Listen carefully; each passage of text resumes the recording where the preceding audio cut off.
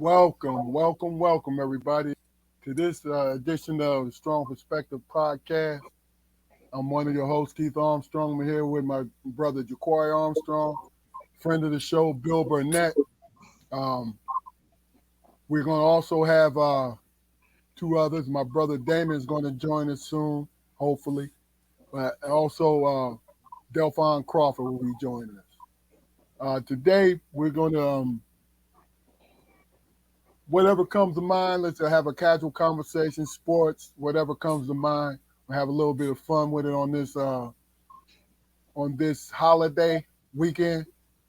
So let's get it started. Jaquari, how you doing today, brother? How was your day? I'm good, man. No complaints. Enjoyed the holiday yesterday. The Thanksgiving with my wife and everything. Tomorrow's her birthday, so I'm trying to figure out something creative to help her celebrate it. That's just about it, bro. Ain't nothing heavy. Okay. Mr. Burnett, how are you doing today, sir? What's up, brothers? How y'all, man? Man. It's always a pleasure to be around the strong brothers, Not the weak brothers, the strong brothers, No doubt. I had a great I had a great holiday, man, with the family, mainly with the in-laws. Went on my cousin's house a little later that evening and my dad's side. And we had some drinks, some more festivities, and I had to go to work this morning, so I was a little tired, but I'm here, you know what I mean? So it was a pleasure. Happy birthday to Mrs. Armstrong, Jaquari. I appreciate you, man. I appreciate it. Yes, I will relay it. Yes, sir. Please do. Yeah, I don't want no trouble from the ladies, you know what I mean? No trouble. Not at all. Cause she'd be like, you ain't mentioned me, Jaquari. What are you thinking? I know how it is, man. I know how it is. Oh yeah. Hey, look, I think that the good thing about it is the communication. So we all can sit around and joke with them. Yes, sir. If they wasn't our friends, it would be hard to live with them. You know what I'm saying? Mm-hmm. And, I'm not trying to be funny, but that's real though. That's real. That's real talk. Real talk. Yeah. I told her, I can find me a room for the weekend somewhere. Give it just a little bit of space. Yeah. Yes, sir. Yeah. Yes, sir. Yes, sir. COVID. See, my kids is old enough; they got their own places. She go over there for the weekend. My wife, she go over there, and I'm going with y'all there for the weekend and shop. Okay, peace. That's how it was when my daughter was still in Virginia. She could go hang out with the grandbaby and Yep, everything. exactly. Yep. So I said, okay, that's cool. I call my boys. What y'all doing tonight?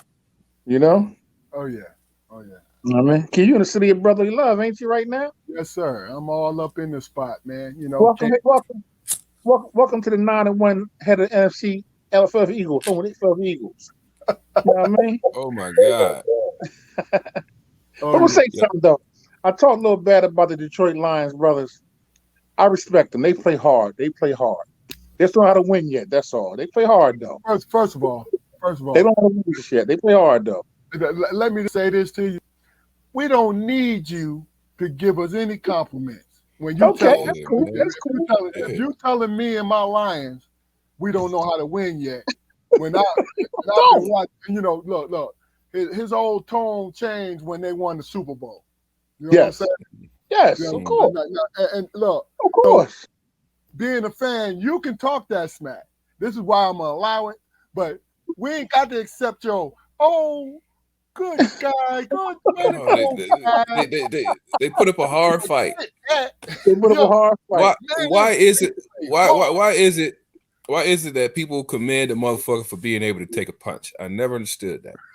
Yeah, you're right. I never understood that, man. Huh? I actually need y'all to beat the Cowboys for me, but of course, y'all never can seem to beat the Cowboys for me. Let's go back to the Barry Sanders days.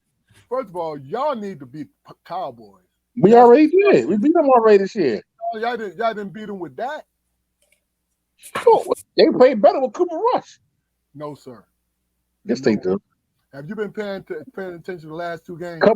A couple years ago, after we won the Super Bowl, me and a friend of mine went to the Eagles Dallas NFC who wins the NFC East game, and Dak was quarterbacking, and we won that game. I was there, the biggest game of the year.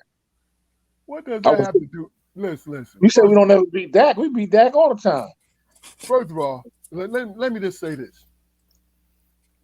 And it's not that I'm not, an admirer of the Eagles. We know you hating, right? big dog. We know you hating. First of all, the way that y'all showed up with the Commanders, and the way that they beat y'all behind.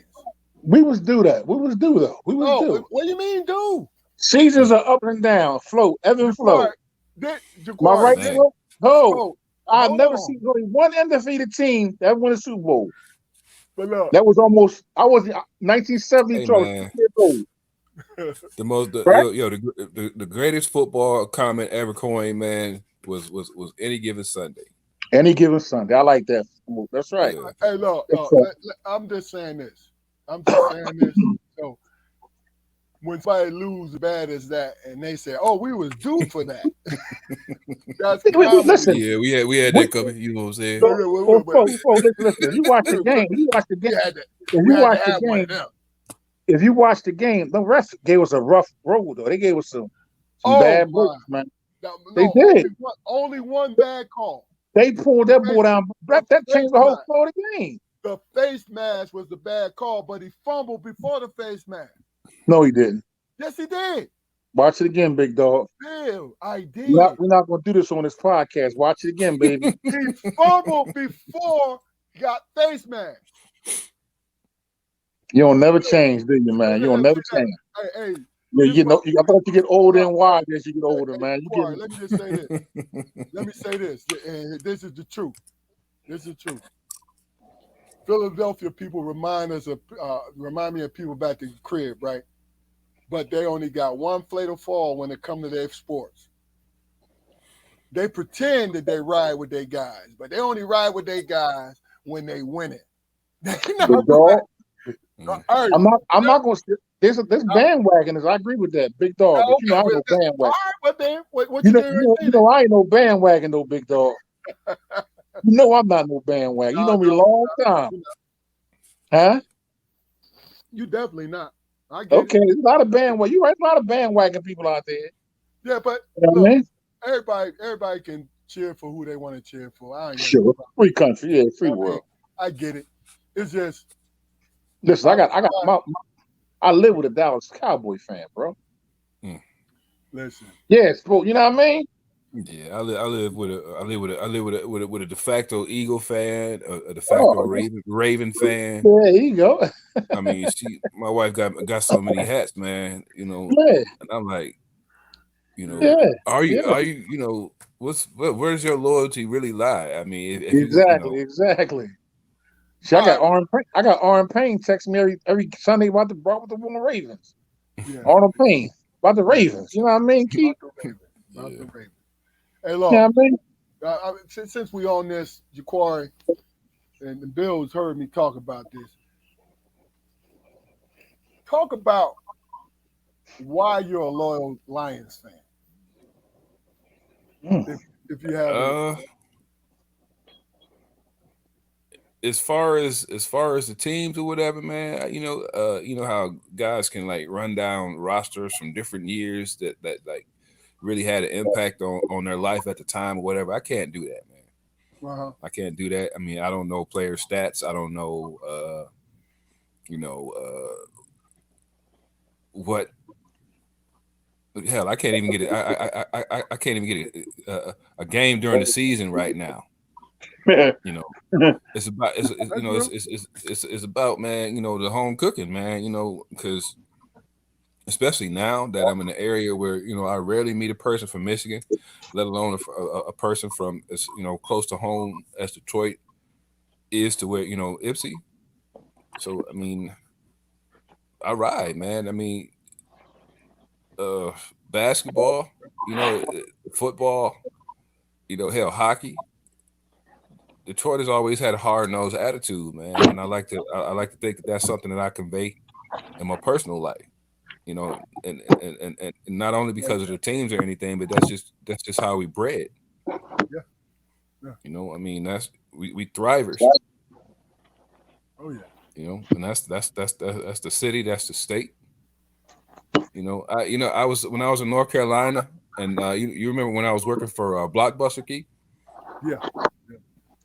I was in the Blockbuster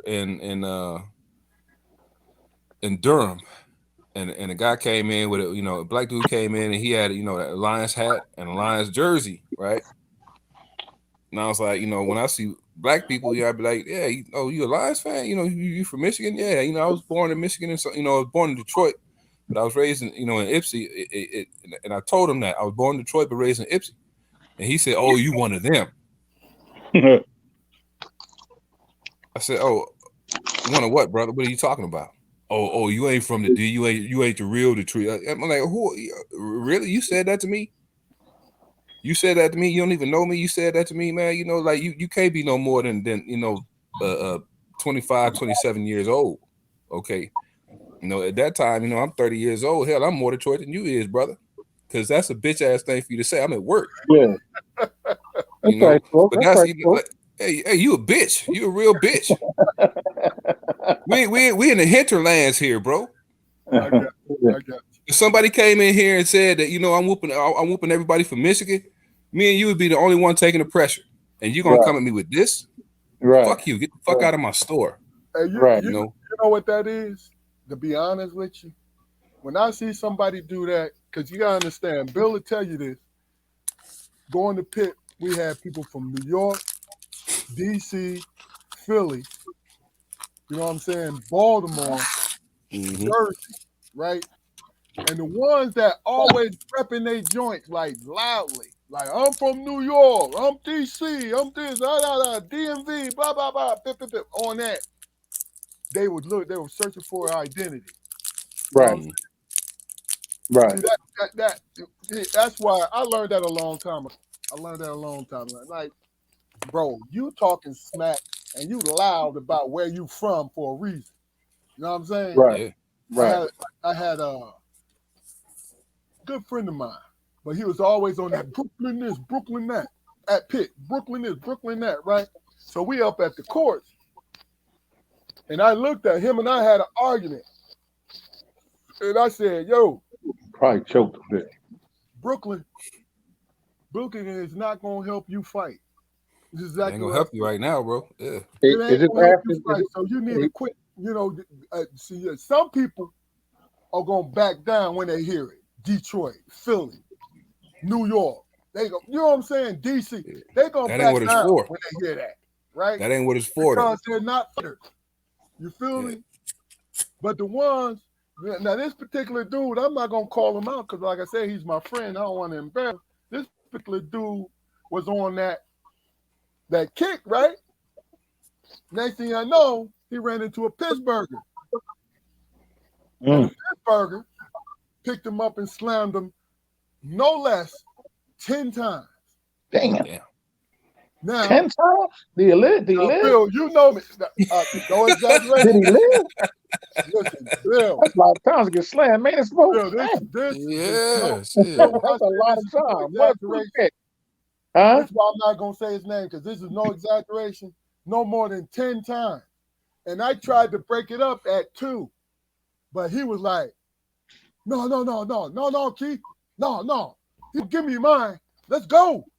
I said, bro, he just slammed you on your neck and shoulder twice. Do I know him? Win. Do I know him, Keith? No, you don't know. Okay. I said, you're not going to win. Well, let me ask you something, Keith. This after or before you probably choked him out? Which one is it? Before or after? Because Keith good for choking somebody out of basketball court. No. Hey, you know you're wrong for that. But one time me and him were playing together. He got mad at me while I'm breaking my hand, trying to choke me out right before I started working. You know what I mean? So, first of he all, feel like a little brother or something. You know what I mean? First of all, my man got it backwards. You know, it was just after I was finished playing. You know what I mean? I'm up at recreation. So Big Bill graduated from Pitt, then he moved back and was going to start working in Pittsburgh. So we up at the gym, I'm working. I'm the law enforcement thing. So we up there doing our little rec stuff, right? Now, we was playing, and I don't know how did we collide or something. The Bill tripped, but what ended up happening was I stepped on his hand. Stepped on his hand, my hand. Yeah, he did. And Bill was mad. He didn't know his hand was broke. Bill was mad. Because I kept playing. We was on opposite teams. So now all of a sudden, the anger in him, he got the Rams. You know what I'm saying? Which I understood. Smoke, you hit his smoke. You hit his gas up, man. His hand is hurting, right? So I'm like, yo, chill out, man. You know what I'm saying? But you know, my man, Bill is a big dude, right? So he's like, man, hold on. I'm mad about this shit. You don't know why. You know what I'm saying? His hand is broke. It started slowing up and everything. Yeah, look, we started jostling. Then I was like, you know what? Somebody got to end this. And I ain't gonna no. He like, Bill like a little brother to me, man. But I was like, yo, you need to chill out.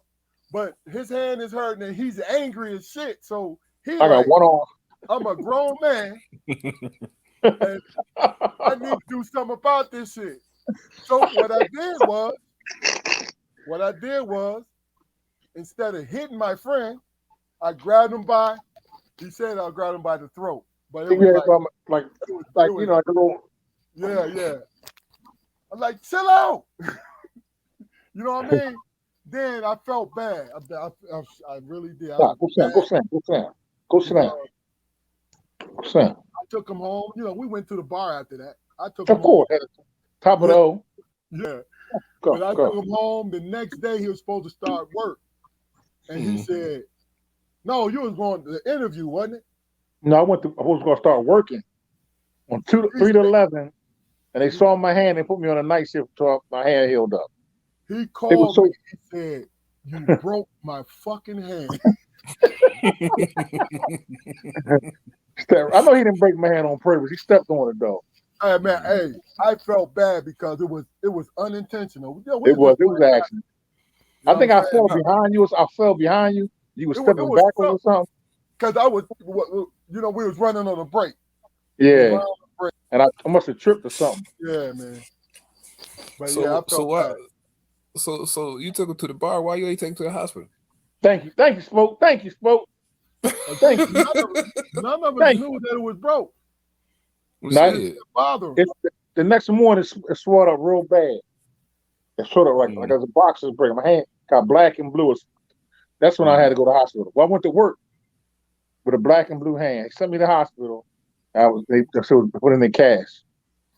But you're young, you heal quick. I healed like 30 days. It was done. I think I tore the cast. I just get on a regular shift. And I thought it was better. So it's all good. Yeah. All fun and games. You know what I mean? Yeah.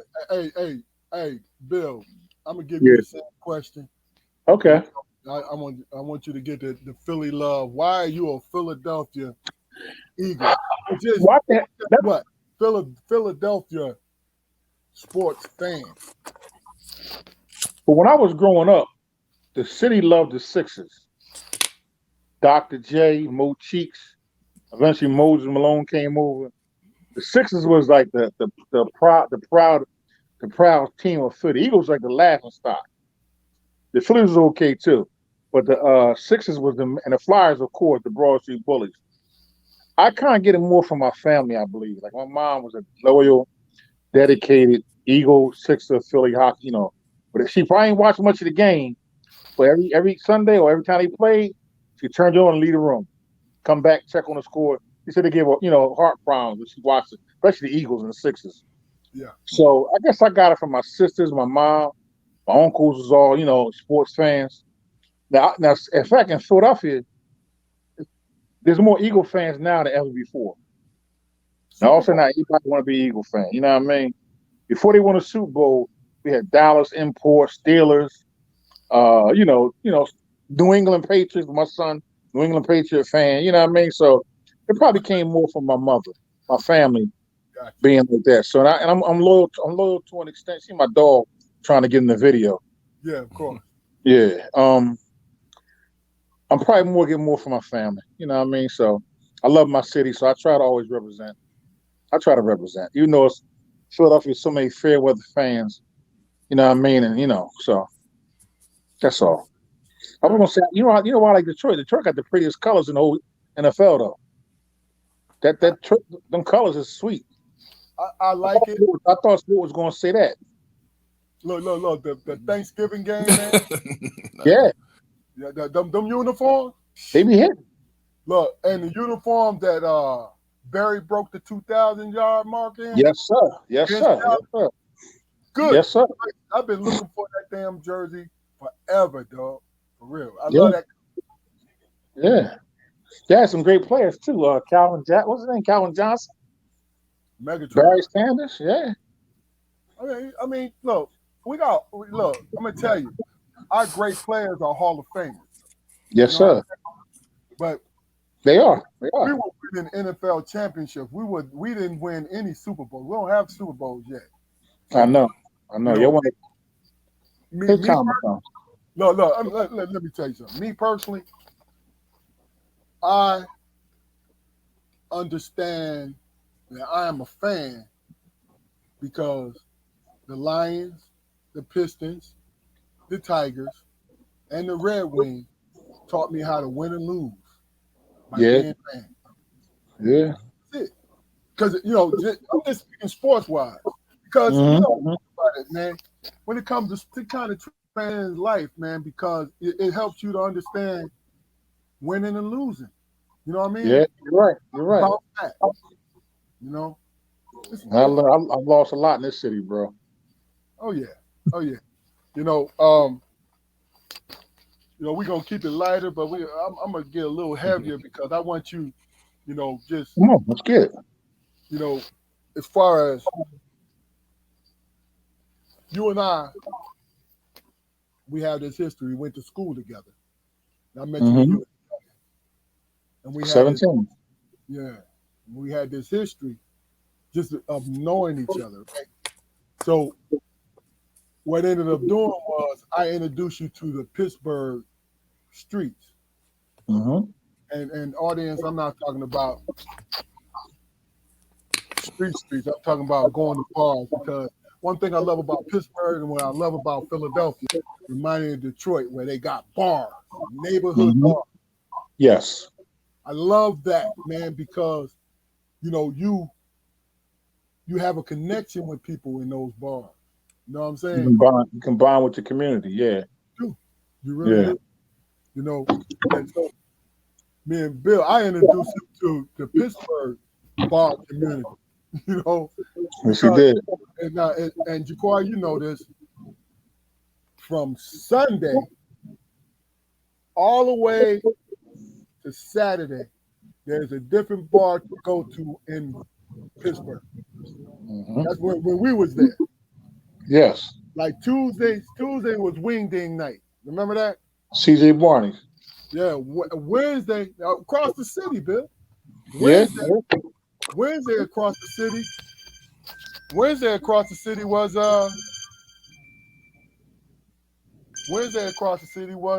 ladies' night. Yes. What club or bar? It was ladies' night. Yes. You know what I mean? Yes. Thursday was you picked the bar night. You know what I'm saying? Now tell me something. Bill, when did you start going to clubs? Like nightclub, like clubs. Even though they had them in Philly, when did you start going to clubs on the regular? On a regular? On the regular. Probably Pittsburgh. I guess Travelers and all them type of clubs like that. So about how old were you? Maybe 19, 20, going 20. When you moved back to Philadelphia, right? Yeah. Were you mostly in bars, or did you start doing the club thing? Probably more bars. Me and my boy Truck would go to some type like this little place called Fizo downtown, like a happy hour in the clubs, like half drink stuff like that. But we wasn't really club dudes, you know what I mean? We was more like bar guys. So but I did do some clubbing. We hang out. We not dancers, so we don't dance. So we kind of hang on by the bar, huh? That's what I was getting at. Yeah, we hang by the bar. There's a difference between a bar guy and a club Right. guy. Right. You know what I mean? And I'm not talking about in toughness. Right. Because Jaquari, what do you consider yourself, a bar guy or a club guy? I'm a bar guy. Huh? Well, yeah, that's a good word. A hybrid, man. You know, I I like to have fun. I like to have my kind of fun no matter where I am. You know, so as far as dancing and being jovial or whatever, man, it depends on the amount of liquor I got. You get jiggy like that? Listen, man. Listen, let me tell you really. something. I just Let me be out there Jaquari, flowing a little bit. Hey, look, he's my brother, but let me tell you something. Jaquari, when it comes to getting on that dance floor, when Jaquari's like 25, 26, he used to get on that floor and we would go to a club and be drenched. Whoosh. What? Yeah. Look, How did I ever seen Jaquari at the club then? Oh, then look. You did. You wasn't paying attention. I might not have paid attention. Remember when y'all came down? I probably at the bar drunk, huh? No. Think about it, Bill. Remember when y'all came down to North Carolina for my first birthday? Yes. That Friday when we all piled into the expedition.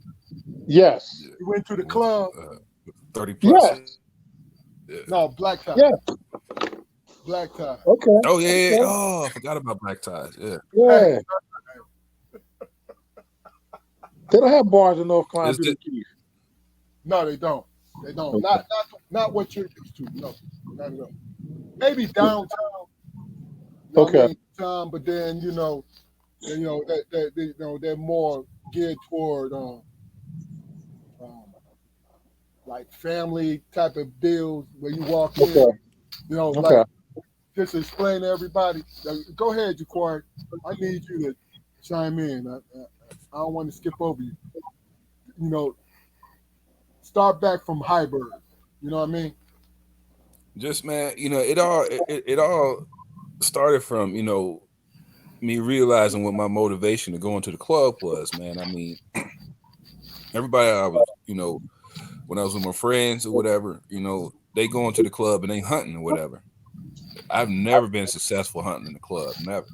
Right. Go. I would go and just be miserable or whatever because I was always striking out. It was a competition, man. How many numbers you got. I want the type to come out and be like, I wasn't no smooth talker. So as far as me getting numbers and everything, that was always like a dead issue with me, man. So I had to find my motivation to go to the club. I love the club. I love the music, and the atmosphere and everything, man. But my reasons for going weren't the same reasons as my friends. So I would go and I'm like, we all sitting at this table or whatever, and they giving the I'm about to come holler at you stairs and everything, and that ain't work for me. So I started asking women to dance or whatever, and that's how I started putting myself out there. I always watched like public television and everything, man. And I would watch programs about animal displays and all this and all that, and there was always a lion a roar. Okay, monkeys a howl or whatever. But there was always a physical display of this is what I got to give you. Sure. So that's what I did. I took the verbal out of it, man, and it showed that I was mobile. Okay. Just keep it just keeping it family. You know what I mean? Yes, sir. I like I was mobile. that. Like, hey, look, mobile. You gonna have fun. I'm come fuck with me. You gonna have fun. Yeah. I'm buying drinks, so you gonna get a nice little buzz. I'm gonna feed you, Sure. probably. Yeah. We're gonna have a good time. Yeah. Hey, look. Before we move on, I just want to acknowledge Keith Barnes, one of my old partners. I see what you said there about the claw. I like that, the claw. That's right, Keith. That's right. I had to change that up because realizing that there's camera phones out here, even though if I grabbed you, it's justifiable. So I don't have nothing to hide. You know what I'm saying? But it's funny how it's perception. You feel me? It's the perception of everything. Right. Okay. All right. Well, Bill, Yes, sir. just let this touch on. Because I always tell you this, and Jaquar, I think you kind of picked up on it. I want you to comment on it also after we get Bill's response. Bill has always, as long as I've known him, he's always been able to talk to women on a level where either he's cussing them out or complimenting them, they understand where he's coming from. And I said to him, because Cussing them out too. Cussing them out. Yes, sir. Really? Yes, sir. Okay. You see the straight face? Yes, sir. Okay. Go ahead. I said he has that ability because he had 2 older sisters, and he was 3. 3 older sisters, and his mom. So he understood the whole code. You understand? And it's amazing to me. And I'm not talking about this as a suave dude because he may be, but Not suave. It's crazy where Bill would talk to somebody and I would curse him out. You know what I mean? And then if I would talk to somebody, he would curse him out. But he would have more. He would gain more than I would. I would become the bad guy, the over. You know what I'm saying? It is what it is. That might be some light skin or something. That's all. I'm not much of a threat. You know what I mean? Maybe. I don't know. So, what I just said to you, Bill, is there? Yes, sir. Do you think there's any merit to that? My opinion, I'm talking. Could be. We was wild. Especially college. We was wild. I mean, the alcohol get the flow. I don't know. I respect the ladies, though. I try not to. You know what I mean? I try not to, be disrespectful. You're going to respect the ladies because you're sisters, bro. Yes, sir. Yes, sir. Oh, yeah. So, I mean, I guess just a personality trait. I don't know. I couldn't really explain it, Keith. I don't know. Personality trait, That's how it was with my sisters. One minute, how siblings are. One minute be loving each other, next minute be cussing each other out. You know what I mean? Okay. No doubt. So, I guess that's just part of it. You know what I mean? So you understand the ebbs and the flows when it comes to interaction with. I guess so, for the most part. I'm still learning, though. Mm-hmm. I got one head with me, and I'm still learning. And just say never. It's one minute I'm the good guy, next minute I'm the bad guy. You know what I mean? The bad guy. The bad guy. So I gotta say, man, that I was blessed to find my wife when I found her, because as far as being out in the world, man, and producing on the level that I felt like I needed to be producing on, man. If I was to have to do it today, I give me a puppy. I had to give me a puppy or something, man. I don't think I could move in the world and be out here dating, man, and and not develop a negative attitude. You know what I mean? But I realized that all that shit is surface in the beginning. It's all surface. It's all surface, man. It's an etiquette now that I don't necessarily think that I could adhere to. Right. Like if you meet a female or whatever, and y'all go out and have a drink or have something to eat or whatever, man. How soon is too soon? To text and check on her. Mm-hmm. That ain't how I'm cut. I do it right away. It crossed my mind. That's what I'm gonna do. Yeah, I mean, without no motives, but just trying to make sure you safe. You good, right? Especially if I'm the last person she was seen with. Are you saying that women nowadays don't like stuff like that, Corey? That's what you're saying, like when if you do stuff like that, then you a simp. It's certain things, it's certain chivalrous things, it's certain gentlemanly things that I was raised with that if you do those actions, if you know, if you make that those things a part of your relationships or whatever, you consider it a simp. Okay.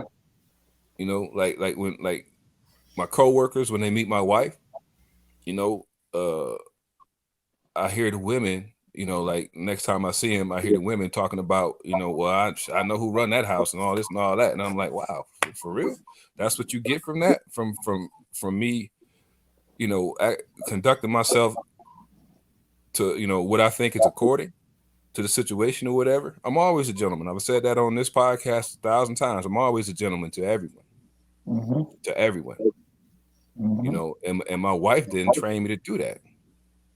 These are traits I already had when I met my wife. And I'd like to believe, you know, those traits were, you know, a positive part of why we together today. But you know, just because I show genuine concern for you, you want to call me a simp. Yeah. You want to you want to take the dominance away from me. Mm-hmm. That's not normal to me, man. So I don't think I would be very good in the, you know, the world today as far as dating. I don't. We old school. We old school, Corey. You You know, know what I mean? here's the thing though. I don't see nothing wrong with it, you know. No, there's nothing wrong with it. First of all, and here's the thing. I really feel like if a woman has to be that way or a man has to be that way, point out weaknesses in what they feel is weaknesses in somebody when it's common courtesy. But I don't see how that's a Hey, weakness, though. I don't see how that's a but weakness. that's Right. that's my point You'd be though. Right. surprised. Here's the You'd be thing, surprised, Bill. because when people hurt by somebody, when people are hurt by somebody and they want to lash out because you seem to have gotten it straight, you seem to have gotten it to the point where you happy, and you might be struggling in yourself, but they might see you happier than them, right? Like, it's hilarious to me when a woman say to me, try to, and they have, and they paid for it. And I'm not trying to talk no shit like, you know, I'm this, you know, this guy who gets this revenge, or no. What I'm saying to you is this: I speak my mind. So if you insult me, and I feel it won't, you know, if it's I can't excuse, you gonna hear my words. Right. I'm not trying to win this argument. What I'm trying to do is cut you as much as, and it's not all the time, because I don't look to do anything but to exist with people, you know, coexist, right? But if you cut me, and I'm like, you know, WTF, you know what I'm saying? If I say that, Right. I'm on you. You got that, you know, look, you got that echo, bro. You good again. But yo, Okay. Somebody, my for phone was real. ringing for a reason. Uh-huh. So Good. my thing is, honestly, I look for my inner peace. Yeah. Like Keith Barnes on the screen right now. He and I have talked many, many times. And he'll, Mm-hmm. and he'll tell you, I've always said to him, if he sought my opinion or I forced it on Right. him, I said, I basically concentrate on how much you yourself, man, because that's key in every relationship that you ever have. Because the more you love yourself, the more that you're not gonna put up with no garbage. Mm-hmm. You But It's know? about the. go ahead, Corey. Go ahead. It's about. No, I'm just saying. Like in my dealings with women's man, women's. Am I dealing with women, man? You know, I've honestly never tried to, you know, deal with them, you know, from a, you know, from a point of them being at a deficit. A lot of women are used to being approached by somebody, you know, and it'll turn into a situation where, you know, what you bringing to the table, what do I have to offer? And okay, well, we can talk about that, you know, but those are things for later conversations. You know, we here right now, I'm trying to figure out if we connect anyway. Right. Yeah. We're not going to the altar. Mm-hmm. And that's not totally out of the question. Not with me. It wasn't, at one point, but I don't need that validation. Mm-hmm. You know that I'm gonna real talk moment, man. I never really was comfortable with the woman calling me daddy. It always bothered me. Oh yeah. Always bothered me. I mean, and that's just like you'd be surprised on who how many dudes get off on that shit. I don't get off on that shit. I Oh mean, my God. I don't need you to I don't need you to be in a like I said, at a deficit or in a child's place. Yeah. You know why it's funny? Because We're supposed to be equal. that is so real though, dog. Right, it is.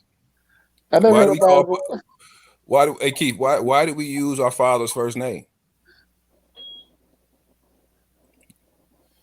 Well, we called our father. Well, this came from him because I tried. I was a kid. I tried to call him daddy because everybody else was calling their fathers daddy. He said, "No, son." He said, "Daddy is what women call men that they trying to get something out of." So I So said, "Okay." what y'all call him? We We called him call him John. by his first name. Call him John? yeah. Yeah. And look, Then I started watching Sanford and Son, and we started calling him Pop. Pop, yeah. because I'm gonna tell you, it's a crazy thing. Jaquari started calling him Pop, right? And then my brother Damon started calling him Pop. I still call him John, right? Okay. And the reason why I did that was I asked him. I said, "Hey, should I call you Dad? You should call you Father?" He said, "Son, what are you comfortable with calling me that and still see me as your father?" Mm-hmm. I said, "John." I said, "I've been calling you John your whole life." He said, "Well, I'm good with that. You good with that?" Yes, sir. Yes, sir. But look, because it was no mistake, that was my father. Right. When I introduced him, that's what I said. This is my father. Mm-hmm. And that line was never crossed, man. And I got from him, man, the confidence to not need that. Right. I don't need validation from other people, man. I carry that within me. So Your dad seemed like he's very sure of himself. He let y'all call him by his first name. Oh man, He's really he was confident dude. Like y'all knew what it was. let me tell cocky, you. confident to the point of cockiness. Because a lot of pops won't lie to parents won't lie to kids to call them. You know what I mean by their first name, especially men with their dad. You know what I mean? Look, let me Yeah. Our father was a hell of a man. I wish I could have met him. Flaws and all, Bill. Everybody got flaws. Everybody got flaws. Yeah. But here's the thing: he never ran away from his flaws. Okay. And that's why I said I introduced him as my father. Yeah. Right. Because I'll give y'all a little example, right? When I was in high school, I was recruited heavily with football and basketball. Like this, I was that guy, right? So basketball coaches would come to my house, and I think they had some kind of little fucking book, on how to go into a black person's house. Always address the mom. All up to the mom. We're going to take care of your baby. We're going to do this. We're going to do that, right? So I always had a problem with that because my dad he said it, I'm the king of this castle. I'm the king. I mean, and I always looked at him in that way. So any coach that did not, and when my father is sitting there with us in the coaches meeting, right?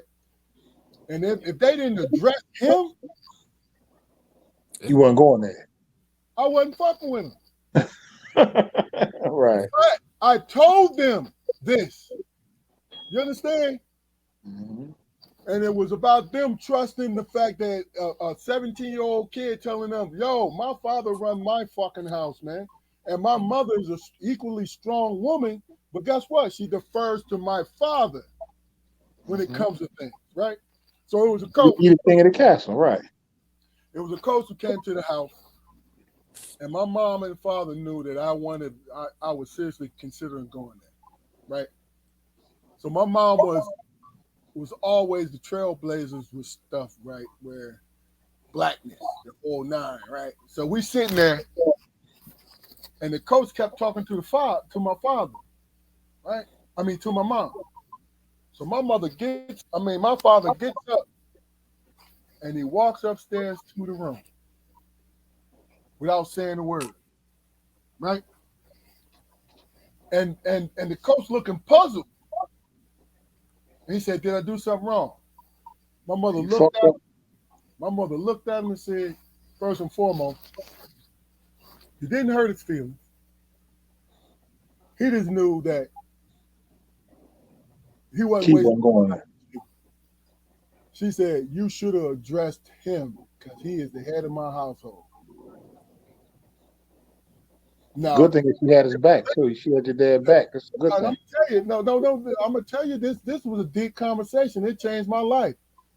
She said, "He will listen to what I feel and make a decision when it comes to that." But you understand that man that just went upstairs? That man that just went upstairs pretty much will make or break whether or not keep coming to your school. Mm. And you just told him for 15 minutes. The coach, coach is all red-faced dog. And all he was doing is apologizing for the next 45 minutes. You know what I'm saying? What got you to go to Pitt, Keith? Huh? What got you to Pitt? I graduated in 82. And that was Georgetown and North Carolina playing in the final. I was over a coach's house, Eastern Michigan coach, head coach, Jim Boyce, right? Mm-hmm. Yeah, a well-respected coach, right? We were over there watching the game, and he didn't come recruit me into the end. And I would have considered going to the university in my hometown, Eastern Michigan, and he came. Right. But he heard how everybody else wanted me. Now all of a sudden he came in, and it's no fault of his. He came in like, I know you coming here because blah blah blah, pip, right? So we over his house eating. Jaquari, remember that? We over his house eating, watching the national championship game. Georgetown was recruiting, right? But they had came in late. Mm-hmm. And I'm watching them. Pitt was in my ear, right? Payne was a freshman then, right? Yeah, he was a freshman. Pitt was in my ear, come a year behind him. Pitt was in my ear. And it was Georgetown and Pitt, the only schools. Now, of course, I'm going to pick Georgetown, right? But Georgetown. John Thompson. Yeah, heck yeah. Go ahead. They had sent me a letter, stuff like that. But Pitt came into the crib twice. So I'm looking, and I saw that game. And, everybody know how that game turned out. A hell of a game, right? Mm-hmm. So I said to myself, I get to play against them. I said, I'm going to Pitt. I said it to myself. I was like, I'm going to Pitt. Because we was going, my freshman year was the first year in the Big East. Dr. Roy Chipman, right? Yep, for Pitt. So I was going to go, because like I said, Georgetown sent me a lot of letters, but I ain't hear from a coach. And the crazy thing about it is, when I announced I was going to Pitt and I signed the letter, Georgetown called me. Was it John Thompson? I talked to him on the phone. Okay. You know what I mean? And I told him, I said, Coach, I just signed and all that. He said, I tell you what, I think you would have, he just was complimentary, right? Good. He said I could help his program, right? And what the greatest thing about it is, I was a John Thompson fan because my father bought me his autobiography. I read it in high school. You know what I'm saying? So, other than going to Michigan, right? One day I'll tell you about the Michigan thing. But Okay. other than going to Michigan, Georgetown was, I wanted to do that because he was 6'10". You know what I'm saying? Yeah, I love Georgetown. John Towns was the man. Yeah. Yeah. If I played basketball, I would have probably liked to go there. Would love to go there. So that was the whole thing. Yeah. You know? Because he seemed like he cared about his kids to me. Mm-hmm. He had that genuine, like, fatherly love for him. You know what I mean? Hey, look, it was the perception, man. You know? Okay. It was. You know? All right, well, I'll tell you what. We'll start with you, Jaquari. Any regrets in your 20s that you think you might have had? It could be across the board, none in particular. But is there any regrets that you think you had? Only, and this is general, man. The only regret I believe that I do have from my early 20s is my mid to late 20s, man. You know, decisions had already been made, and I was doing what I was doing. But my early 20s, man, I truly regret not having some semblance of a plan, man. You know, because as far as I was concerned, when I graduated from high school, I wasn't dead set on playing sports in college, period. But I felt like that was the only way that I was going to get that done. You know, going to college. I mean, but sports, I mean, shit. Sports was always secondary, man. You know, to the point where I didn't, I only practiced hard and try to get better during the particular season. You know what I mean? I didn't plan, to like it's funny. I was going to Eastern Michigan. You know, when I graduated, I was supposed to be going to Eastern Michigan to play football, but I didn't prepare for it. I didn't plan for it. You know what I mean? I would have shit figured out a way to get out to Hollywood, man, and start doing my thing there, man. Seriously, because it's never guaranteed that I would have been a mega movie star or anything like that. But I'm sure that I would have been somewhere in the industry. I would have been making money off of off of entertainment. Had I taken a chance on myself, man, and did what I wanted to do. That was the only time that I truly had a desire to do something. I didn't want to play football. I didn't want to play basketball, man, but I wanted to be famous, man. As far as personality or whatever, I thought I had a good thing going, but I didn't know how to capitalize on it. But had I, like I said, made a plan and invested in myself, I would be a lot happier, because I don't know that I necessarily love what I do. I think what I do is important, but as far as the love for it, I think I could have had a bigger impact had I pursued what I love, because I could talk about doing what you love from a place of experience. You write at something, Jaquari? Do you write? I do anything. I do anything to make you feel. So why do you think it's too late now? It's out of curiosity. I mean, I don't know if it is or not. I'm just saying. Well, I mean, motivation. Hell, I got a mortgage. It's just things. It's just things that I think that. Yeah, I got it. Yeah.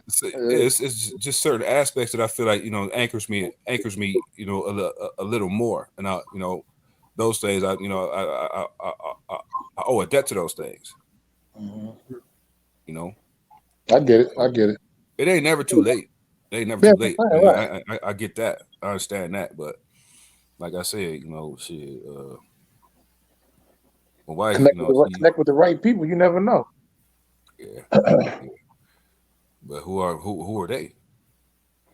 That girl from Philly got that show, Abbott Elementary. I don't know if y'all seen it. Abbott Elementary.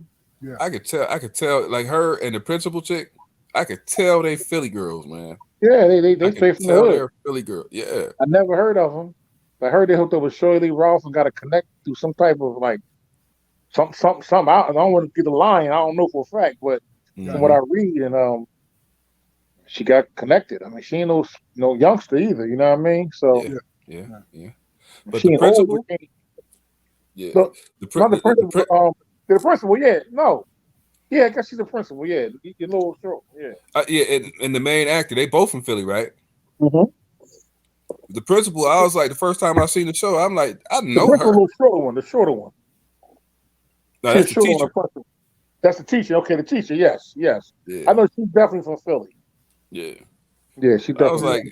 like, I met these I met these ladies before. I know these ladies. I'm like Yes, it's sir. you know you know what I mean, the accent and everything. Like like I The know these principal, people. the principal is a stand-up comedian. Okay. She's very good too. All right, boy. Same question to you, Bill. I mean, I don't know if I have any regrets. I think I party too much.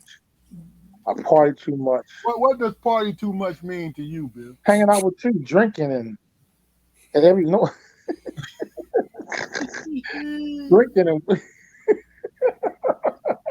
I don't think I took school serious enough, man. I look back, I should have went to grad. I should have did more with my, bachelor's really don't get you nowhere. Just something to put on your resume. It don't really make you no real money or nothing like that. Back in our day, it still meant a little something. Now It was significant for being like the first one I did family to do it, things like that. But you got to get the higher education and get that real. You know what I mean? To me, I mean, I could be wrong. But the fields that we were in, I was in. You know what I mean? So, you don't think it was a door opener? Oh yes, definitely a door, but no question, no doubt.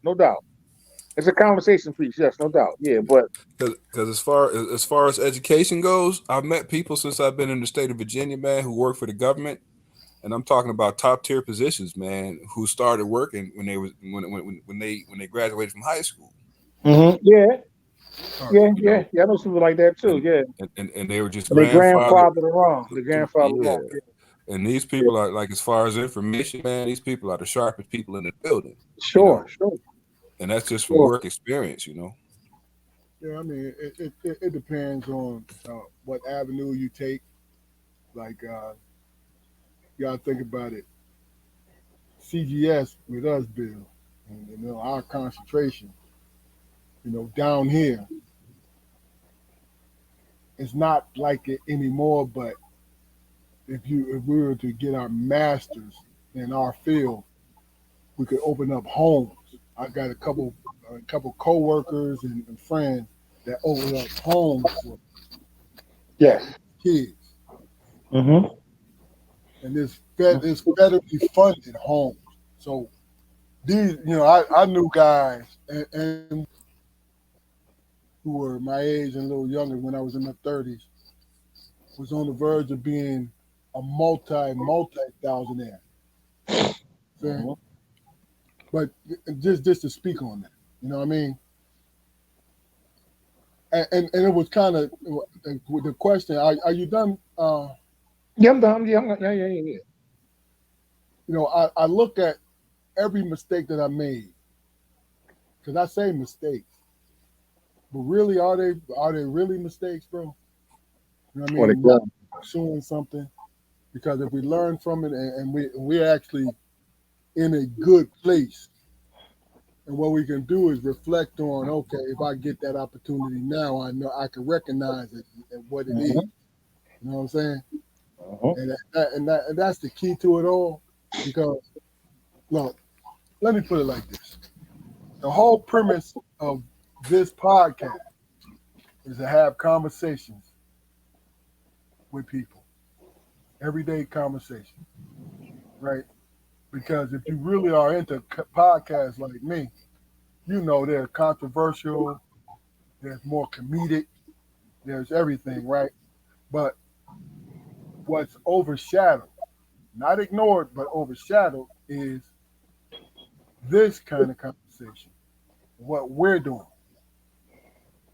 What we're doing right now is chopping it up amongst each other. You feel what I'm saying? Because really and truly, that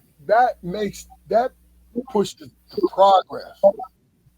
everyday people are the glue to this society. But what do we concentrate more on? And this is my opinion. What we can concentrate more on, we concentrate on what the celebrity thinks.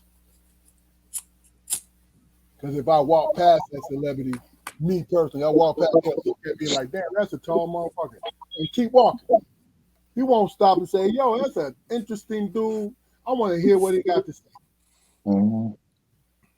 You know, but guess what? If I walk past him, and if I'm in one of my um, inquisitive states, I'm like, yo, that's Bip the Flip. Yo, man, how you doing, brother? Da-da-da-da-da. And this motherfucker don't really want to be bothered. You know, he don't really want to be bothered, but he's gonna smile and hey, how you doing? Oh, thank you, brother. Appreciate you. And there's nothing wrong with that. But what I'm saying to you is, we need more promotion of this. This is why I get out something out of this every time that I get this platform. Because we're just talking. What are we doing? We having conversation and just picking each other's brain. You know what I'm saying? Mhm. You know? You've been talking about this for a while, though, big dog. I remember. You've been talking this for a while, man. I'm glad you made it happen. I tell you, I think that's why I get a lot of joy out of it. Because I have been talking about it for a while. You know what I mean? And not, grandiose thing. It's like, yo, I need to talk about some shit. You know? With some people. You know what I'm saying? That's it. You know? You see, Yeah. I wish I had that though, man. I wish like with the Big Dog Chronicles and everything, man. I wish I could just like pull my camera out and have something on my mind and expound on that shit, man. And I don't know why he stopped doing it, man. I don't know why he stopped doing that, man. I used to look forward to that Big Dog Chronicles, man. I think, you know what I think it is somebody like me needs to work and need a purpose, right? Uh-huh. I have not included social media in my realm of purpose. Other Okay. than this, other than this, you know what I'm saying? Like Okay. I would get on there with the Chronicles, and y'all need to check those people who don't know about the Chronicles. Y'all need to check out. But it would be after a workout in the middle of my competitive state, or something that's on my mind, or something that I let leak into it, or some tragic circumstance, or somebody going through some shit that I let leak into my workout. And as I'm listening to my music, I'm actually thinking about that particular thing, and then I post it. You know what I'm saying? You say some good shit though, big dog. Make you think in the mornings, man. Get you going. You know what I mean? Yeah, but I think it's purely, in my opinion, accidental. If I was purposeful, I'll be writing fucking books and shit. You know what I'm saying? Mm-hmm. But the one thing I've always believed in is always been a vessel. Always been a vessel. Where Yeah, can you I ask where is Fluky at, man? Where you at? he's under the weather today, man. Okay, I'll give him a break. I'll give him a break this time. Yeah, I talked to him. I talked to him earlier. I'll give him a break this time. He said he was can, gonna try to make it. can I ask you why you had this notion that it's not purposeful, that it's an accident? Because in every conversation I had, in every moment that I said something with the Chronicles,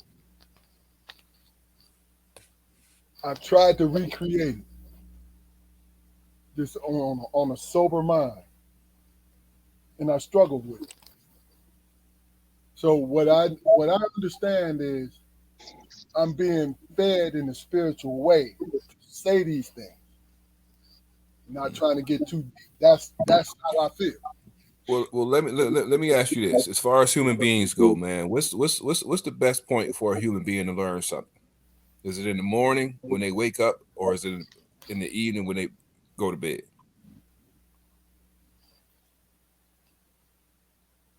It's been scientifically proven. Morning. I feel the evening. Yeah, the best time for a person to learn something or a process is right before they go to bed. Okay. And I bring that up because there's right times for you to do things, man. If you feel motivated to speak on a subject after your workout, then that's the time when you do it. And for you to go outside of that time, you're not being true to yourself. There's times that what is it? I forget what it's called. No, there's times that we produce do it, and it's got a lot to do with our circadian rhythms. Okay. So, the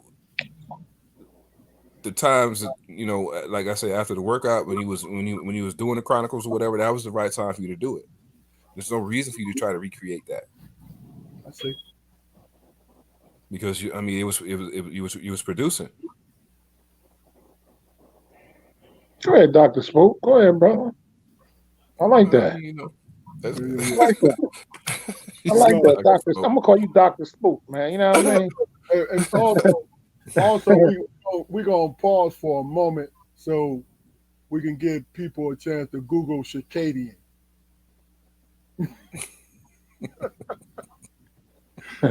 Bill was like, it sounds What familiar. happened? Say it again. It went right past you. He said circadian rhythm. Oh yeah. I've heard that term though. I know I you have heard that term. He blew my mind when he mentioned. I said, okay. I can't figure out where I heard that from, but I heard that ring a bell somewhere. That might not be the right term, so don't I know, right? Don't hammer me too hard. That's why I started quick. I was ready to Google, but I can't even. I was gonna Google that. Where that come from? That sounds familiar. But see, that's the thing, man. Doing a podcast, I don't want nobody Googling me and shit, man. I don't, you know what I'm saying? I don't want nobody fact checking me. Like, what the fuck? Okay. For real? Fact checking me? Seriously? Like, sit in the room with me. Sit in the room with me. Because, if you do, you ain't gonna care. You ain't gonna care. I don't give a fuck. Yeah, I got some good some good shit from Spoke. And, it might not all be right, but right, but you came by here. I got look, he had the right energy with it, man. Yes, sir. Yeah. I know it comes from a place of concern. Yeah. That's my whole. Yeah. I say it because I love you. You see what's on the screen. I want y'all. I'm gonna read this and then I want y'all to give me your opinions about it. I had it up there for a minute. Is there one person that inspired you in your 20s that motivated each of you? And the 20s is when you go live on stage, life, in my opinion. Okay. I always draw from people's experience. We'll start with you, Bill, if you're ready. If not, the choir, you go. I can't pinpoint. I had a lot of people inspire me. I mean, I guess Big Dog, you kind of was one of my inspirations. Get me caught up in the youth, dealing with youth, because you got my first job. That's a hard question. I guess like I said, inspiration comes from a lot of different places. And definitely was no entertainers. I guess for me, just being around successful young black men going to college, coming out of a hood where school wasn't something that was thought of as a good thing, you know what I'm saying? And being around brothers from different areas, different places, kind of motivated me when I see black men getting education and getting working and taking and becoming successful was my motivator. I can't say it was one person individual. My mother's always my inspiration. That's always my heart. My uncle, he's always been there when I was a child. You know what I mean? I really can't think of one person off the top of my head. Maybe it'll come to me later on that actually inspired me when I was in my 20s. I guess it's being around like brothers getting degrees, Keith, Bruce, guys like that. I mean, meet that helped me, Andre Mullins, people like that who kind of was leaders and educated and still from the streets too, though. You know what I mean? So I guess I don't really have one. I can't really pinpoint any. Maybe I'm missing something. Maybe somebody bring it to my belt, bring it to my attention some later on. I don't know. I just can't think of nobody off my top of my. It was a combination of things for me. It wasn't no one individual for me. Okay. I mean, that's good though. For real, for Yeah. real. Yeah, I think I align with Bill on that, man. I mean, as far as inspiration, man, I was never inspired by one person to do just one thing, man. I was Right. always inspired. I was always inspired by the drive, by Mm-hmm. the by the push. Mm-hmm. Because I see people, standing next to me doing the same things I'm doing, man. And outside of those things, man, they had it in them to want something more Right. or something different than what everybody else wanted. Right. My issue was, I knew I wanted something, but I just didn't know what that thing was. Mm-hmm. But as far as inspiration, man, shit, in my young 20s, I soaked it up, man. I was a part of this, a part of that, Mm-hmm. searching. I spent a lot of my 20s, my whole 20s, my entire 20s searching, man, trying to figure out, not necessarily who I was because I had a pretty good idea, man, but how I could contribute to a situation. You know, That's I real. had a lot of anxiety, like when I moved to North Carolina. Like what at this point in my life, what do I bring to a family? 'Cause that's what I was wanting to focus on or whatever, and I didn't really have a lot of opportunities to express what I had to bring. So when I found that situation, I poured everything into it. And from for a long time I thought that was the right thing to do. And I'm not saying that it was the wrong thing to do, man, but when you don't cut away that certain cloth for yourself, then who are you really doing this for? All our situations are designed to complete us. My Mm-hmm. interactions and my success with my family adds to my work life, Mm-hmm. which adds to my social life, which adds to this, which adds to that. It all builds upon each other, you know. And shit, uh, I'm still trying to figure out a way, to do that and to bring, certain successes to my life. Hell, monetary success, Mm-hmm. social success, you Mm-hmm. know.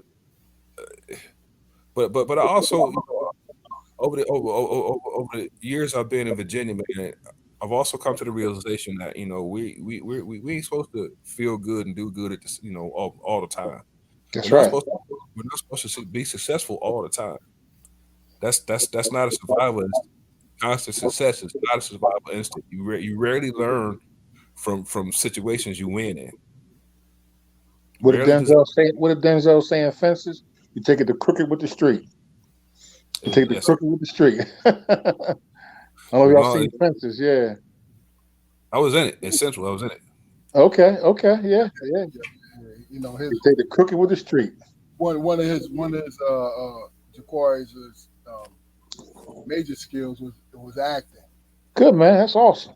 Yeah, so I've seen him in a number of plays, man. That's real, a number of them. So you know, he was my brother, but I saw talent. But Okay. let me address this real quick. The question is, Keith, you my man. So your question is a great question, Yes, it is. but a little bit. The thing that I can say about this question is this: there are some people out there who get blessed with that one person that shows them the path to walk in their 20s, and we talking about the 20s. It's that one person, right? But really, I think, in my opinion, the majority of us, what you and Bill were talking about, Jaquari, where it's bits and pieces. You know what I'm saying? Bits and pieces of people that you meet along the way. I think the main source of inspiration had to do with the people, our caregivers, the people that we depend on, our parents, the whole nine. See, I can speak personally. What I speak personally is I spent the majority of my life doing this to people, extending my hand. Come on, man, go. Started with my brothers, and it branched out to my friends when I went to school, when I was in high Mhm. school. Come on, man. Mhm. We don't need to be here. You know what I'm saying? Because to be honest with you, I think it's an ongoing process. And you have to really take it in like, yo, you never complete. We are never complete, no matter how successful we are at that moment and the moment after or the moments before. Mhm. We're never complete as human beings because we always have work. We always have work. And I think we do ourselves a disservice when we say, I've done enough. Because it's not enough, bro. You know why? Mhm. Because you're growing. We are growing. We're all growing into something. I'm 58 years old, bro. And I know I have a long way to go. And I'm forward to it.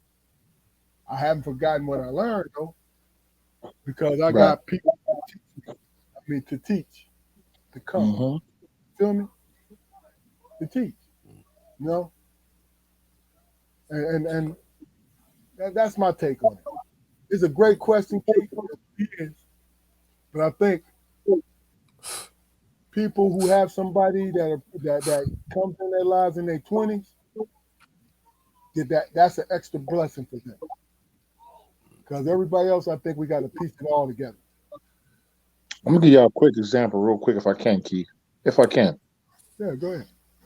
You got me a job at Schumer Center. I came out of college, I was struggling to find a gig. You got me a job at Schumer Center. So as I got dug into Schumer Center, I always appreciated it. I always thought highly of that because you really got me going in my life. You did. You was like a big brother to me. And I had a chance to give it back. Andre was in the kind of same situation I was in. And you was, you know what I mean? And I kept thinking about it work one day. I remember Drake saying something to me. I said, this is my chance now to, what I'm saying, to give back. And I said, Dre, you're gonna work with kids. And first he was kind of reluctant. Like, I think I met Dre already on the podcast. I think before with y'all, with you strips for Dre. And Mm-hmm. he was a little Mm-hmm. reluctant at first. I said, listen, he's hard head, but we can make it happen. You know what I mean? He got the gig and it made me feel good. Like, damn, keep inspiring me, you know what I mean? To inspire somebody else, you know what I mean? So sometimes experiences can, be a great teacher also. You know what I mean? Who got the background, Yeah. Keith? I'm saying, That's key. That's but Keith. Bill, Yeah, but Bill, look what he did with it though. Yes. Yes, I'm saying. Right, right, Look what he right. did with it. Like that it Yeah. was basically he offered him Yes. the opportunity, and it was a humbug situation. He was like, yeah, Yeah. okay, all right, but look Yeah. at him now. Yeah. yeah, That's just In fact, crazy, man. Keith was like the father. Keith got us all like in that pathway. Because I almost became a cop. I almost became a cop. You know what I mean? I ain't gonna lie. Became a Mm-hmm. cop because I was like, I couldn't really do a whole lot with my degree. You know what I mean? But in that criminal justice field. But Keith got me going. I had a chance to get Drake going and took us big places. You know what I mean? So, yeah, yeah. Mm-hmm. Oh I yeah. always felt bad, man. Like especially like coming through high school, it was always a handful of like black teachers, man, who everybody just like went to, and oh yeah, man, that's my gravitates. heart, and Yes. and this and oh she is Yeah. this and or oh he is that, but those teachers ain't had that relationship with me, man.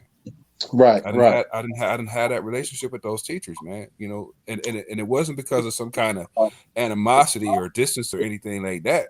You know, they just understood that it was a certain amount of something that they that they wanted to extend to certain people, Hmm. and there's nothing wrong with that.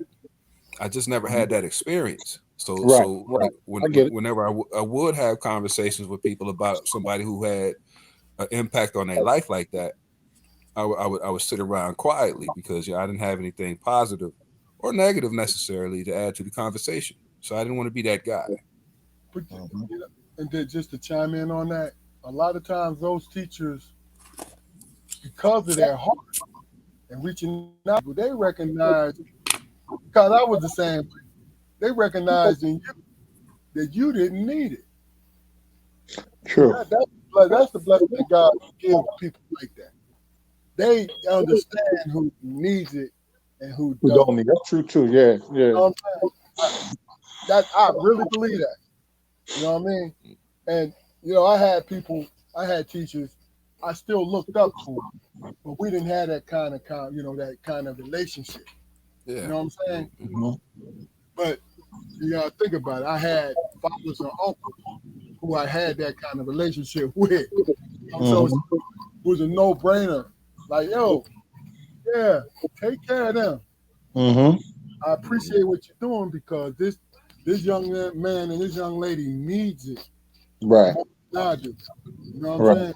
Right. But it also put me in a space, man, to where especially working with kids, man. I extend myself, man, and I go out, and if, whether I'm in a classroom or walking past a unit, I go in there and I touch everybody's hand and I say, "What's going on with you, brother? You good? If you need Mm-hmm. something, holla at me, and we'll see what we can do." Yeah. You know, Yeah.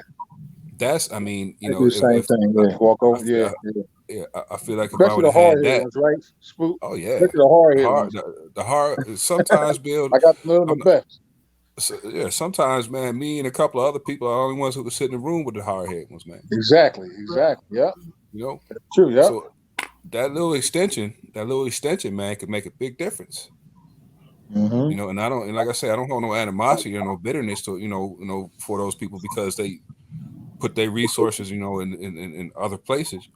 But You know, in a I used to train new people, right? Spoke, and I used to tell them it's easy to discipline when you get a relationship with them, with a relationship with a person. It's easy to so discipline. much easier, You know what I so mean? Because much they trust you, respect you, they know you care. It's easy to discipline them easier. without putting your hands on them. You know what I mean? Oh yeah, shit yeah, shit yeah. All right, Mm-hmm. well, Running up on fights, man, and everybody stop. Yeah, yeah.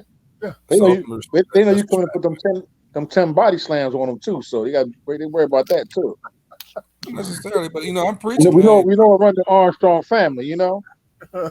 But I mean, but when I'm look, if I got to grab you up, and put you down, I'm in your ear, like, hey, man, look, this, this ain't it's happening and it's over, and we can get past this, man. But you Yes, got sir. Yes, you sir. got to listen to me, and you got That's to right. trust That's right. That's right. That's me, right. I like to this is tell just people, new staff too, if you do got to put your hands on them, go ahead and talk to them after it's all over later on. They've changed. Yeah. Everybody to cool off. Go on down and you talk to them. have to, you You have to. absolutely have to, Yes, sir. Yes, sir. you absolutely have to, because young black men definitely respect motherfuckers pissing on trees. They respect the big dog. That's That's right. all the OGs and everything. Shit. I mean, how many Mm-hmm. times in the hood did you witness motherfucking old heads coming up punching dudes in the chest Mm-hmm. Yeah. Yeah. Yeah. and then buying sodas and ice cream and shit? Yes, sir. Yes, sir. Yes, You sir. have to, Yeah. you know, shit. All right. Well, look, we coming to close in this situation, and this is a great episode, man. I appreciate both of y'all. So what I'm gonna do some house cleaning, and then I'm gonna give you the questions, then I'm gonna do the house cleaning. So the question is, and this is more on a lighthearted, if you could change anything about who you are, anything about Good who you question. are, what Wow. would you do? All right, what would you change? I think all three of us answer this question. And like I said, this is lighthearted now. So let's do this. This is Strong Perspective Podcast. What we're here to do is service everybody with a nice, wholesome conversation. I invite you to go to our YouTube channel, Strong Perspective Podcast, like, share, and subscribe to us. Subscribe to us so we can get up there and get caught up in the algorithm we need to be in. Because I really believe that our platform gives a lot of people uh, something to believe in, some hope, some conversation to listen to. We're planting seeds, is what we're doing. Yes, sir. What we're trying to do is bring conversation back to the forefront. That's what we're doing. Nothing more, nothing less. But like I said, go to our YouTube channel, like, share, and subscribe. Strong Better, you Perspective better. Podcast. You need Look, that. I got too many friends on here. Y'all can take us to 1,000 if it's just from my friends list. I'm not talking about Jaquari's or Bill's, my friends list. And it'll take you Keith, 2 minutes to do it. show them the claw, Keith. Show them the All claw. right. You know what I mean? Look. With that in place, I'm gonna thank you guys again, but we're gonna go to the question. Bill, we'll start from you. Oh, Lord have mercy. What do you think? Let's both start, man. Let's both start this All right, one, man. Let's both Jafar. start. Let's both start this. The one thing that I would really change about myself, man, is the fact that I don't really have a middle ground. You know, it's either I'm either at 0 or I'm at 100, and I don't know where that came from because I don't know a lot of people that's like that. I mean, but that it kind of adds to my standoffishness.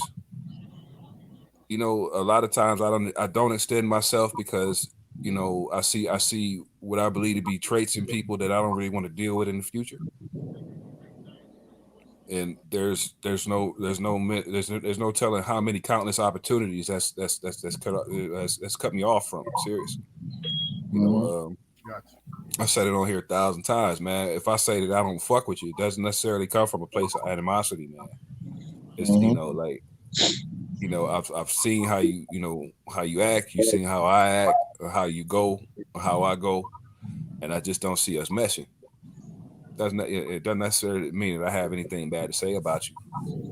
But that philosophy alone, man, has probably cut me off from countless opportunities, man. It's brought some semblance of peace to my life. I like to believe, but us, earlier in the conversation, man, ain't nothing supposed to be easy all the time. That's right. So what work, what development that I cut myself off from and having that attitude.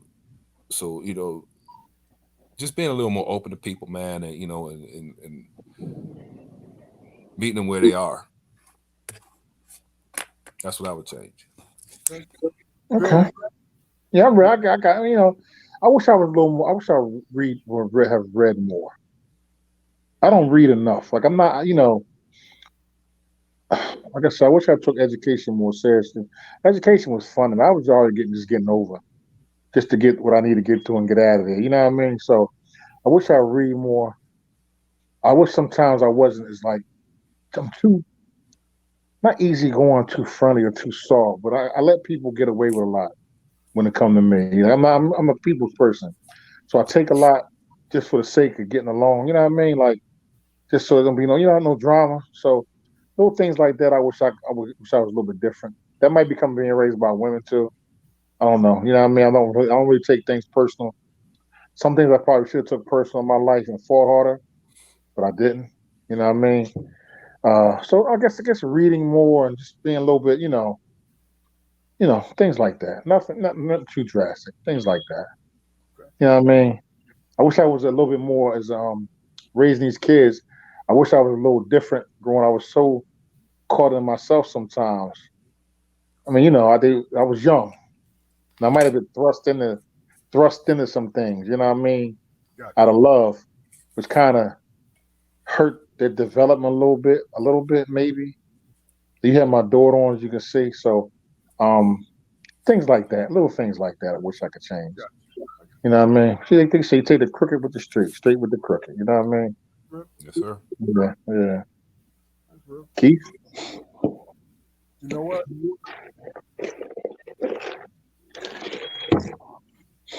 To be perfectly honest, what I would change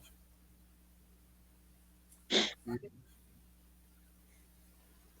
turn my confidence meter on full tilt. On fucking full tilt. Because here's the thing with me. I humble myself purposely. And the reason why I do that is because I am a problem solver by nature. It's what I do. Mostly because of the confidence that my mother, father gave me to help raise my brothers and look out for them. So I look for ways to solve the problem, whether it's through force or through negotiation, the whole nine, right? But what ends up happening, you don't service yourself enough.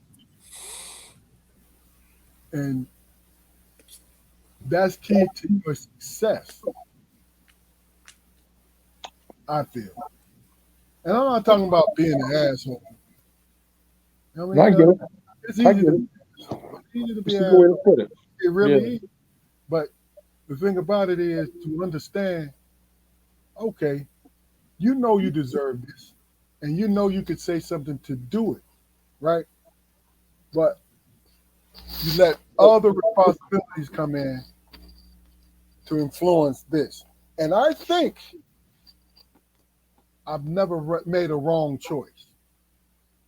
But self-care is very fucking important, man. Yes, it is. It's very important. You know, because what it does is it helps you to maintain your sanity. Yes, sir. Maintain your sanity. You know what I'm saying? So, I mean, that's something I would change. I would turn that motherfucker up high. You know what I'm saying? Yeah. You know, because I don't think things wouldn't be any different, but I would feel a little bit more better. Then, right, it wouldn't change the course of my life because guess what? You know, you two know me. If there's a problem and I need to step in, I'm gonna step in. I ain't gonna sit up here and you know what I'm saying? But I'm talking about self-care. That thing where when everything's said and done, when everything is said and done, right? And you know you guys had those moments when you like, man, I made it happen. Yeah. Everything is good, but it's that one thing that's gnawing at you. And you hear that little voice, yo, motherfucker, you forgot about me. Well, you better get me next time. Yeah. You see what I'm saying? Yeah. No, but you know, like I said, I would turn it up full tilt. You know, I'm gonna put this up on the screen for John, and as I put that up on the screen, thank Eric Harris, John. We appreciate you, man. Keith Barnes, we appreciate you, brother. You know what I mean? Aunt Liz, you know we love you, baby. Thank you. Thank you for watching. Love you very much. And you know we're gonna be here every Friday. Hook or crook. And it's about conversation, it's about laughter, and it's about education. You know what I'm saying? Yes, sir. But look, hey John, great comment, brother. Yes, it is. Great comment. Makes a lot of sense. Yeah. You know what I mean? But yo, this is Strong Perspective Podcast. I'm your host, Keith Armstrong. With my other host, Jaquari Armstrong, Damon. We love you, brother. Yeah, brother. Where was you at, man? Get better. Get better. Delfawn, we need you to get your equipment fixed, damn it. Hey, Keith, I think he knew I was coming on the show today and talking about the Eagles. He ain't want to show his face. That's what I think it was. You talking about said that too. He got my cell number. You know what I mean? Yeah. Spoke showed up. I respect that, Spoke.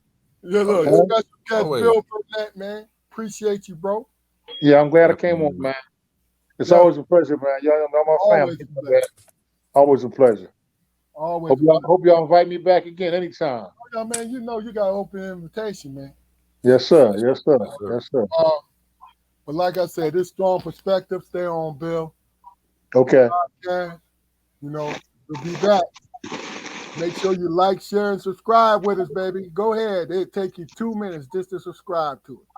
All Please right. do. Please do. Like, Peace. share, subscribe, because I'm ready to get on. Peace. That's it. That's it.